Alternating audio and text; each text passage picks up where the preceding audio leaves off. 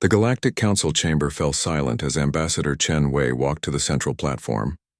300 species watched from their designated alcoves, their forms ranging from crystalline consciousness to gas-based collectives.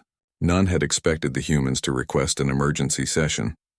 The Terran delegation had been remarkably quiet for the past 6 months, absorbing attack after attack from the Krellian Dominion without retaliation. Chen wore a simple black suit, deliberately understated compared to the ornate garments and bioluminescent displays of other delegates. Her footsteps echoed in the vast chamber as she reached the speaking podium. The holographic projectors activated, magnifying her image to fill the dome above. Honored members of the Galactic Council, Chen began, her voice steady and clear. Humanity comes before you today not to ask for help but to deliver a warning. A ripple of confusion spread through the chamber. The Krellians, massive reptilian beings occupying the northern alcove, hissed with what might have been laughter. Their attacks on human colonies had killed millions over the past year. They had struck mining operations on Europa, destroyed research stations orbiting Proxima Centauri, and most recently, decimated an entire agricultural world in the Kepler system. The Krellian Dominion has interpreted our restraint as weakness, Chen continued. They have mistaken our adherence to council law as inability. They have confused our courtesy with cowardice. High Chancellor Vextor of the Krellians rose from his seat, his scaled form towering even in the low-gravity section. The humans whine about losses they cannot avenge. Your species is soft, emotional, bound by regulations you cannot escape. You are prey pretending to be predators. Chen didn't flinch. Instead, she tapped her wrist device. The holographic display shifted, showing a star map of human space. Red markers indicated every attack site. There were 47 of them.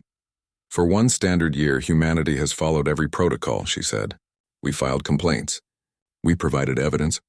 We waited for council intervention that never came. During this time, we asked ourselves a question. Why do we follow these rules when others do not? She paused, letting the question hang in the air. We found our answer in history. Humanity once tore itself apart in conflicts so devastating we nearly rendered our own world uninhabitable. We learned restraint not from weakness but from understanding what we're capable of when we remove it. The display changed again. This time it showed technical specifications, data so complex that even the Council's most advanced AI struggled to translate it for all species simultaneously. Weapons systems, shield-penetrating technology, kinetic bombardment platforms, viral agents designed for specific biological markers. These are not new developments, Chen explained. We've had this technology for 2 centuries. We simply chose not to use it. We chose to believe in a system where disputes could be resolved without total war. The Krellian delegation began to murmur among themselves. High Chancellor Vextor's confident posture shifted slightly. Chen's expression remained neutral, almost pleasant, but her words carried the weight of an avalanche. The Krellian military currently has forces stationed in 17 systems. Your population centers are concentrated on 6 worlds. Your supply lines are predictable. Your shield technology is adequate against conventional weapons, but untested against relativistic kinetic strikes. She wasn't making threats. She was stating facts. The difference was terrifying. We know the composition of your atmospheric processors, the location of every Krellian breeding world, and the precise frequency required to disrupt your neural communication networks. We have mapped every asteroid in proximity to your territory and calculated the delta V required to redirect them. The chamber had gone completely silent now. Even species that had no concept of fear seemed to understand the implications. But here's what you don't understand about humans, Chen said, her voice softening, but losing none of its intensity. We don't want to do any of this. We genuinely don't. Every human death in your attacks is mourned. Every colony lost is a tragedy we feel deeply. We value life, all life, even yours. She leaned forward slightly. That's why we're here today with one final message. End your attacks, or our courtesy ends here. High Chancellor Vextor stood again, but this time his voice lacked its earlier confidence. You threaten the Dominion before the entire Council? This violates— No threat, Chen interrupted calmly. A notification.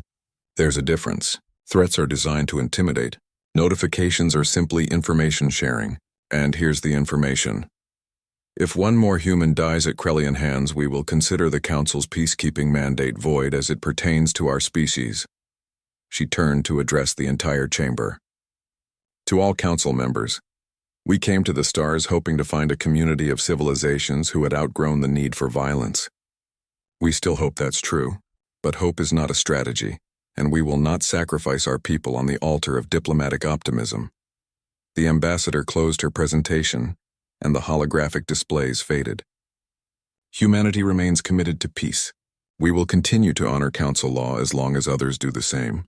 But understand this, our restraint is a choice, not a limitation. We are asking, politely, for that choice to be respected. She began walking back toward the Terran alcove, then paused and looked back at the Krellian delegation. One more thing, Chancellor. Your flagship, the Dominance, is currently in orbit around Krellix Prime. Its reactor has a manufacturing flaw in Section 7, subsection Delta. It's been there since construction. Just thought you should know. The color drained from Vextor's scales, an impressive feat for a cold-blooded species. Chen continued walking.